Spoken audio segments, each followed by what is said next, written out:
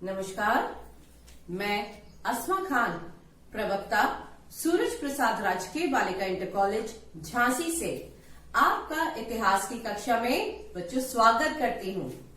आज हम पढ़ने जा रहे हैं अपने 7वें अध्याय का दूसरा भाग। तो 7वां अध्याय क्या था हमारा? बदलती हुई सांस्कृतिक परंपराएं। इसका दूसरा भाग हम पढ़ेंगे। तो बच्चों, इससे पहले वाले भाग में हमने इटली के नगरों के पुनरुत्थान के बारे में पढ़ा, साथ ही विज्ञान और दर्शन में अरबियों के योगदान के बारे में भी हमने समझा। साथ ही साथ विश्वविद्यालय और मानवतावाद के बारे में भी हमने जानने का प्रयास किया था। तो बच्चों, अब हम इसी अध्याय के दूसरे भाग के उद्देश्य को भी देख लें। बच्चों, इस भाग की समाप्ति के पश्चात आप सभी छात्र छात्राएं निम्नलिखित बातों को समझने में सक्षम होंगे। वे कौन सी हैं? वास्तुकला के अंतर्गत प्रथम मुद्रित पुस्तकों के बारे में हम पढ़ेंगे। मनुष्य की एक नई संकल्पना को समझने का हम बच्चों प्रयास करेंगे। महिलाओं की आकांक्षाओं के बारे में हमें पढ़ेंगे। ईसाई धर्म यानी कि क्रिश्चियनिटी के अंतर्गत वाद विवाद को हम समझेंगे। कोपरनिकस क्रांति के बारे में भी हम पढ़ेंगे। ब्रह्मांड का अध्ययन एवं 14वीं सदी में क्या यूरोप में पुनर्जागरण हुआ था, उसके बारे में भी हम बच्चों जानने का प्रयास करेंगे। इसी के साथ बच्चों मैं आपको बता दूं कि जैसे कि दूसरे देशों के लोग यदि महान कलाकारों द्वारा रचित लेप चित्रों, मूर्तियों या भवनों को देखना चाहते थे तो उन्हें इटली की यात्रा करनी पड़ती थी। किंतु जहां तक साहित्य की बात है, जो कुछ भी इटली में लिखा गया विदेशों तक पहुंचा। तो हम देखें सबसे पहले प्रथम मुद्रित पुस्तकें। अब क्या हुआ बच्चों? ये 16वीं शताब्दी की क्रांतिकारी मुद्रण प्रौद्योगिकी की दक्षता की वजह से हुआ।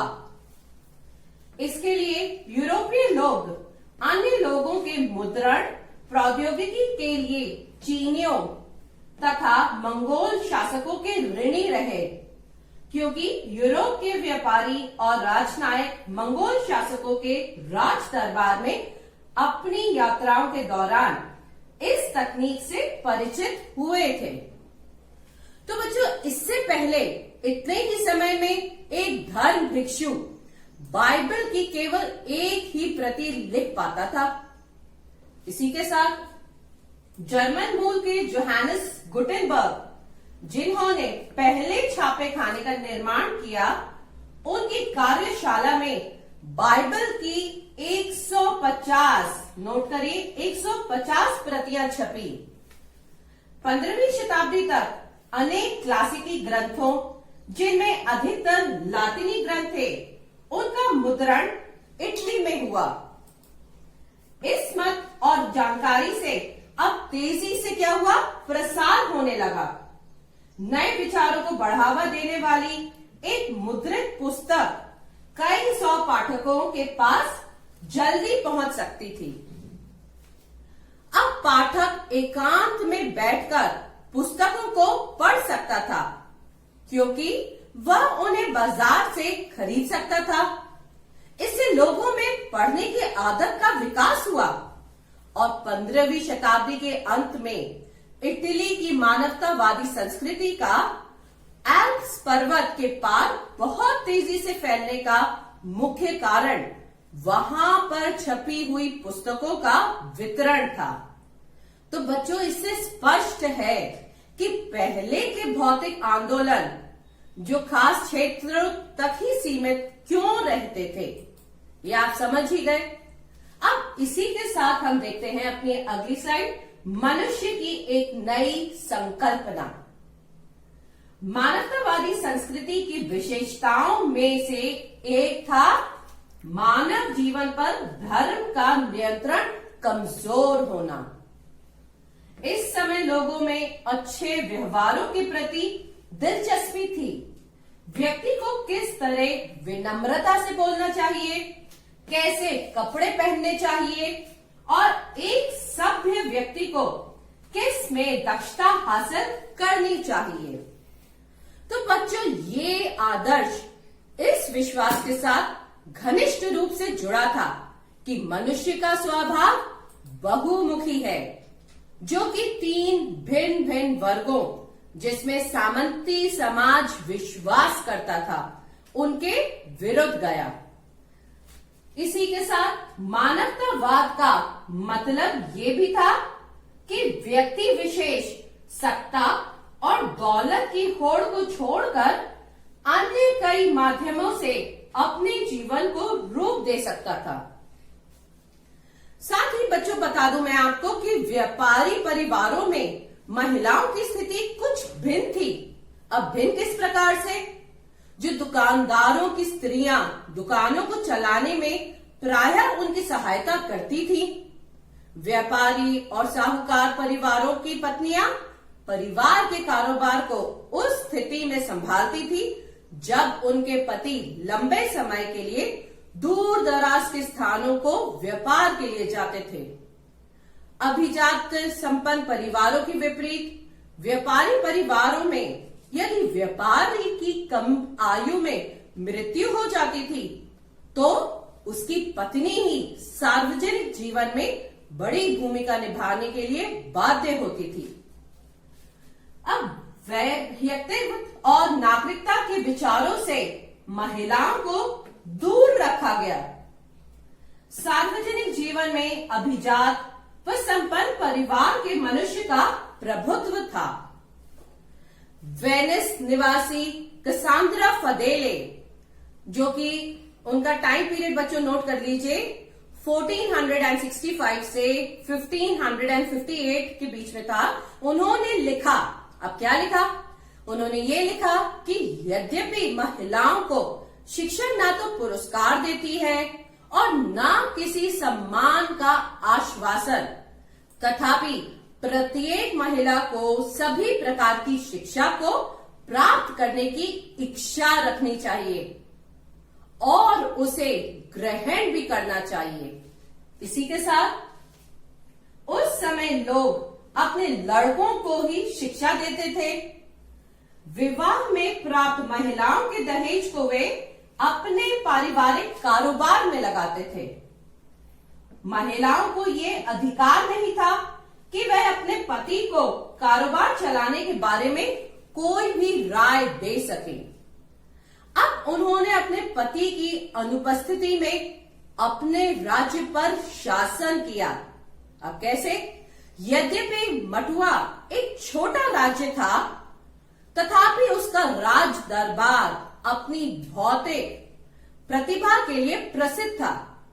महिलाओं की रचनाओं में से उनके इस अंतरण विश्वास का पता चलता है कि उन्हें पुरुष प्रधान समाज में अपनी पहचान बनाने के लिए अधिक आर्थिक स्वायत्तता, संपत्ति और शिक्षा मिलनी चाहिए।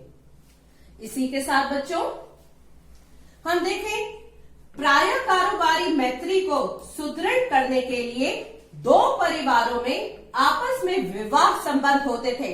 ये समझे आप, विवाह संबंध किस प्रकार से? यदि प्राप्त दहेज का प्रबंध नहीं हो पाता था तो शादीशुदा लड़कियों को ईसाई मठों में भिक्षुणी का जीवन बिताने के लिए भेज दिया जाता था। आमतौर पर सार्वजनिक जीवन में महिलाओं की भागीदारी बहुत ही सीमित हो गई थी। तो बच्चों, इसी क्रम में हम आगे बढ़ते हुए देखें कि उस काल की कुछ महिलाएं बौद्धिक रूप से बहुत रचनात्मक थीं और मानवतावादी शिक्षा की भूमिका के बारे में संवेदनशील थीं।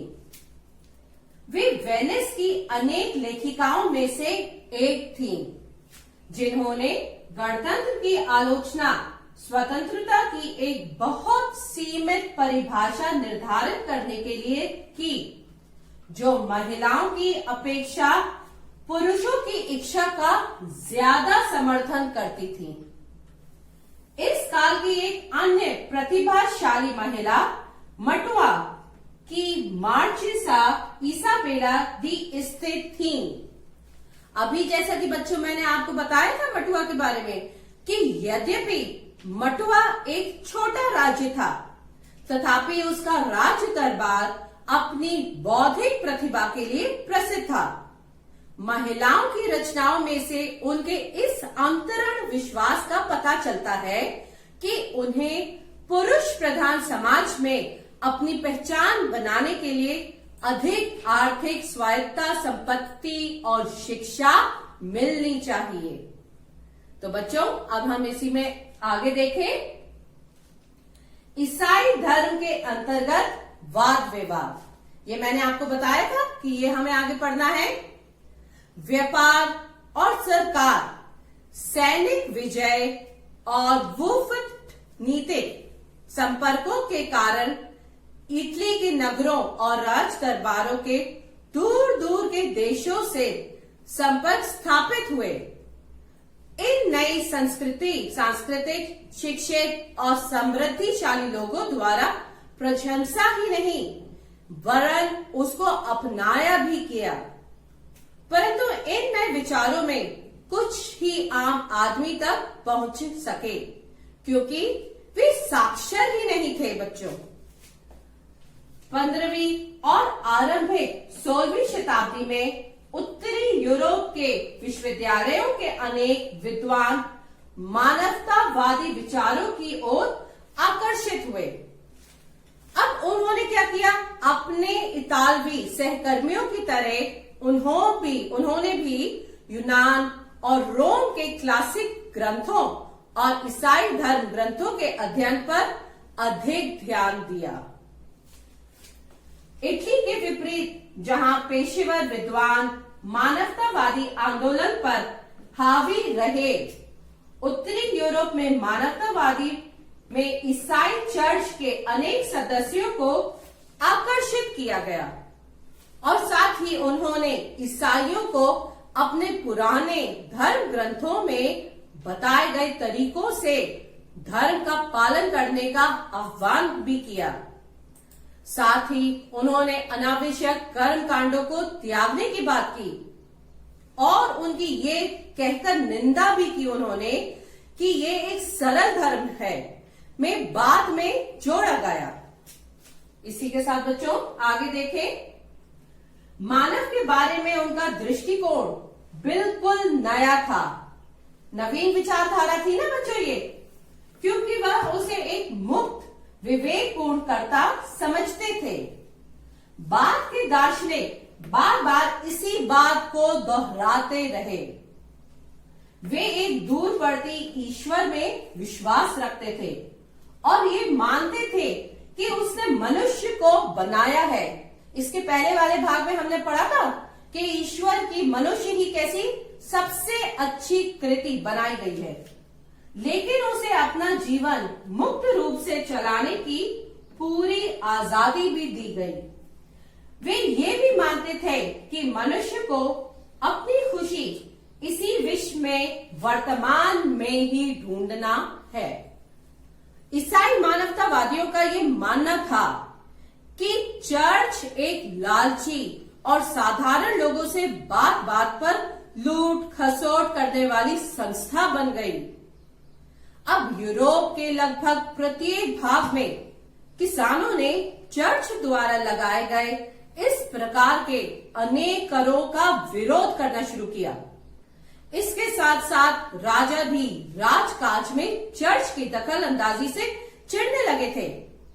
जब मानवतावादियों ने उन्हें ये सूचित किया कि न्याय और वित्तीय शक्तियों पर पादरियों का दावा कॉन्स्टेंटाइन के अनुदान नामक एक दस्तावेज में उत्पन्न होता है, जो कि प्रथम ईसाई रोमन सम्राट कॉन्स्टेंटाइन द्वारा संभवतः जारी किया गया था। तो बच्चों उन राजाओं को खुशी हुई क्योंकि मानवतावादी विद्वान ये दर्शाने में सफल हो गए कि कॉन्स्टेंटाइन का वह दस्तावेज असली नहीं बल्कि परवर्ती काल जालसाजी से बनाया गया था। इसी के साथ बच्चों अब हम अपनी अगली स्लाइड देखते हैं। इसी स्लाइड में हम आगे देखते हैं कि एक जर्मन युवा भिक्षु मार्टिन लूथर ने कैथोलिक चर्च के विरुद्ध दलील पेश की। अब क्या दलील पेश की उसने, ये समझे कि मनुष्य को ईश्वर से संपर्क साधने के लिए पादरी की आवश्यकता नहीं है। नोट करिएगा बच्चों, किस तरीके से ये अलग उस दिशा में जा रहे हैं। इस आंदोलन को प्रोटेस्टेंट सुधारवाद नाम दिया गया, जिसके कारण जर्मनी और स्विट्जरलैंड के चर्च ने पोप और कैथोलिक चर्च से अपने संबंध समाप्त कर दिए। अब उन्होंने क्या किया, अपने अनुयायियों को आदेश दिया कि वे ईश्वर में पूर्ण विश्वास रखें, क्योंकि केवल उनका विश्वास ही नहीं एक सम्यक जीवन की ओर ले जा सकता है और उन्हें स्वर्ग में प्रवेश दिला सकता है। मार्टिन लूथर ने परिवर्तनवाद का समर्थन नहीं किया। उन्होंने आह्वान किया कि जर्मन शासक समकालीन किसान विद्रोह का दमन करें। अब अंततः यूरोप के अनेक क्षेत्रों की तरह फ्रांस भी कैथोलिक चर्च ने प्रोटेस्टेंट लोगों को अपनी पसंद के अनुसार उपासना करने की छूट दी। इंग्लैंड के शासकों ने पोप से अपने संबंध तोड़ दिए। इसके उपरांत क्या हुआ, राजा रानी इंग्लैंड के चर्च के प्रमुख बन गए। अब हम पढ़ते हैं अपनी अगली हेडिंग की ओर चलते हैं, कॉपरनिकस क्रांति। अभी कॉपरनिकस क्रांति में क्या, ईसाइयों की यह धारणा थी कि मनुष्य क्या है, पापी है। इस पर वैज्ञानिकों ने पूर्णतः अलग दृष्टिकोण से आपत्ति की। कैसी, कि यूरोपीय विज्ञान के क्षेत्र में एक युगांतरकारी परिवर्तन मार्टिन लूथर के समकालीन कॉपरनिकस के काम से आया। अभी बात करी थी हमने मार्टिन लूथर के बारे में। वही ईसाइयों का ये विश्वास था कि पृथ्वी पापों से भरी हुई है और पापों की अधिकता के कारण वह स्थिर है। पृथ्वी ब्रह्मांड के बीच में स्थिर है, जिसके चारों ओर क्या है, खगोलीय ग्रह घूम रहे हैं। कॉपरनिकस एक निष्ठावान ईसाई थे और वे इस बात से भयभीत थे कि उनकी इस नई खोज से परंपरावादी ईसाई धर्म अधिकारियों में घोर प्रतिक्रिया उत्पन्न हो सकती है। उनके इन विचारों को ग्रहण करने में लोगों को समय तो बहुत लगा और आधी शताब्दी से अधिक समय बीतने पर खगोल शास्त्री कौन, जोहानस केपलर तथा गैलीलियो गैलीली ने अपने लेखों द्वारा स्वर्ग और पृथ्वी के अंतर को समाप्त कर दिया।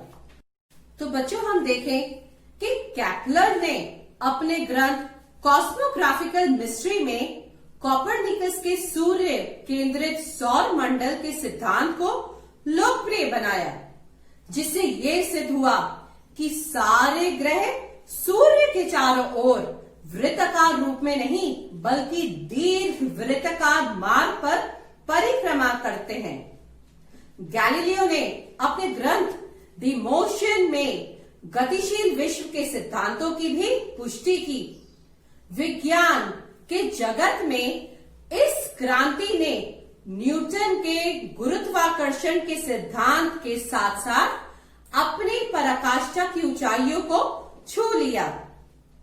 अब हम इसके आगे देखें बच्चों, ब्रह्मांड का अध्ययन।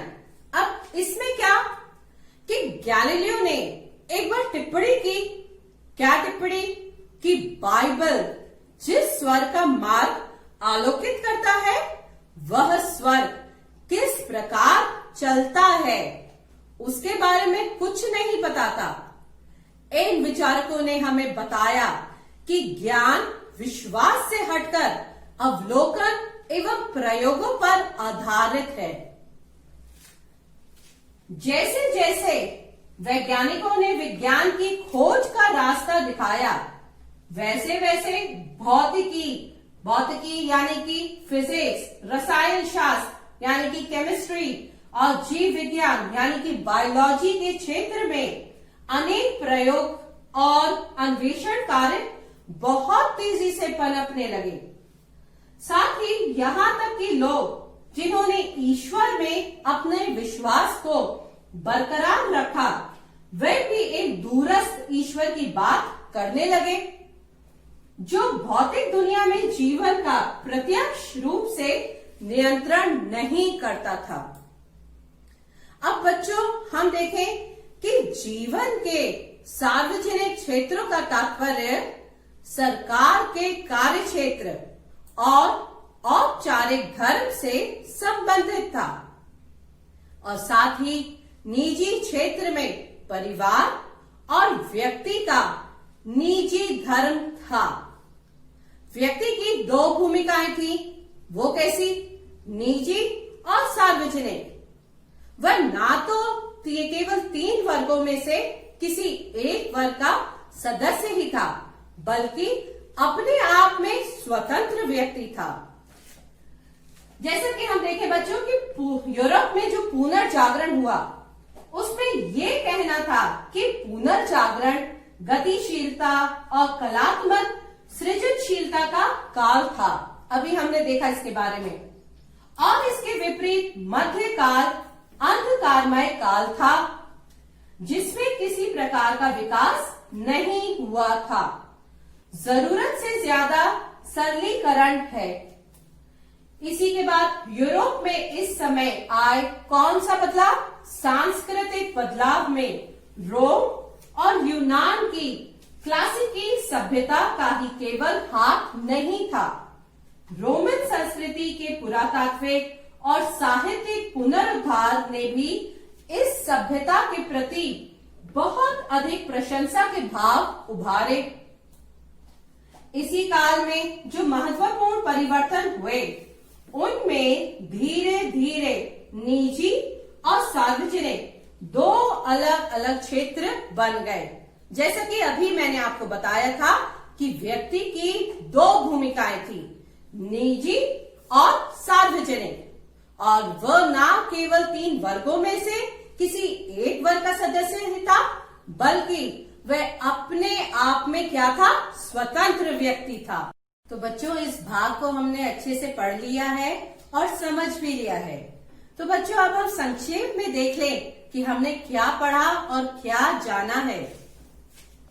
अध्याय के इस भाग में हमने प्रथम मुद्रित पुस्तकों के बारे में समझा, मनुष्य की नई संकल्पना के बारे में हमने जाना, महिलाओं की आकांक्षाओं के बारे में भी हमने समझने का प्रयास किया कि कैसे वो कारोबार में भी साथ देती थी।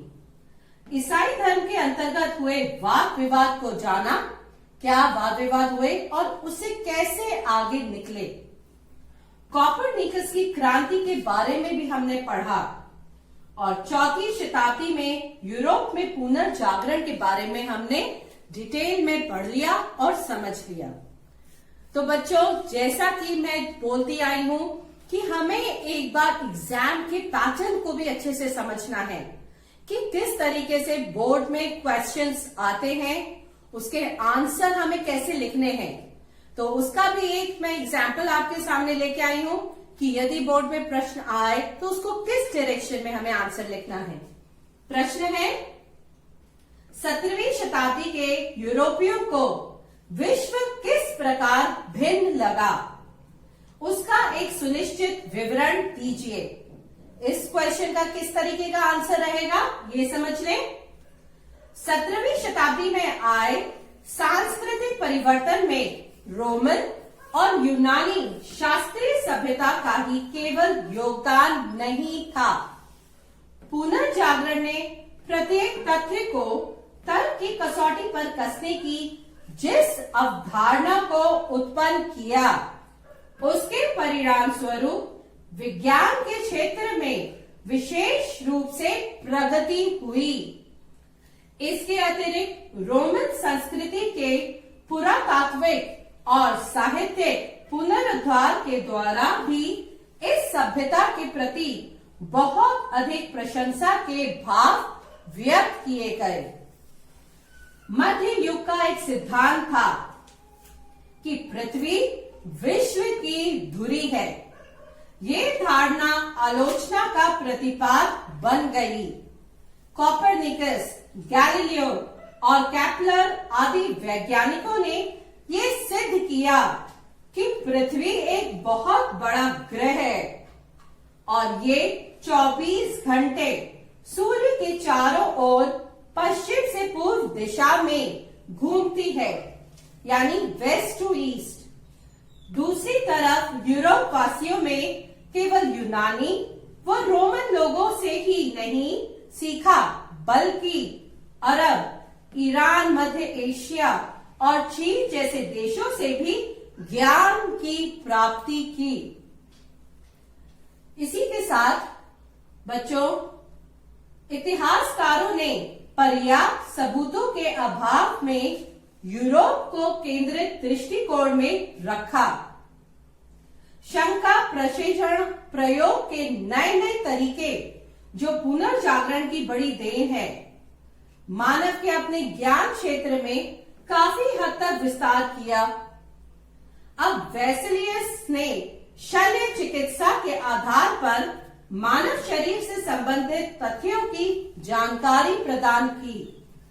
इस प्रकार 17वीं शताब्दी के यूरोप वासियों के लिए विश्व की अवधारणा पूर्णतः अलग थी। बच्चों, आप इसका आंसर फॉर्मेट अच्छे से समझ गए हैं कि कैसे लिखना है। अब हम इस भाग के निष्कर्ष को भी जान लें कि हमने क्या समझा इससे। इस भाग से यह निष्कर्ष निकलता है कि यूरोप में 14वीं सदी का काल एक पुनर्जागरण का काल था, जिसमें तर्क आधारित विज्ञान को विशेष स्थान दिया गया। इसी वैज्ञानिक तर्क के आधार पर ईसाई धर्म में मतभेद उत्पन्न हुए, परंतु लोगों पर इसका सकारात्मक प्रभाव पड़ा और इससे विकास को बल मिला। तो बच्चों, अब हमने अच्छे से इस भाग को भी पढ़ लिया है और कुछ होमवर्क भी हमें करना है। तो होमवर्क के लिए आपको पूरे भाग को अच्छे से पढ़ के उसके नोट्स बनाने हैं और साथ ही 2 क्वेश्चंस मैं आपके लिए लेके आई हूं। एक क्वेश्चन का आंसर आपने कर ही लिया है बच्चों, दूसरा प्रश्न और आपको करना है। तो मैं एक बार दोनों आपको रिपीट कर देती हूं। 17वीं शताब्दी के यूरोपियों को विश्व किस प्रकार भिन्न लगा, उसका एक सुनिश्चित विवरण दीजिए।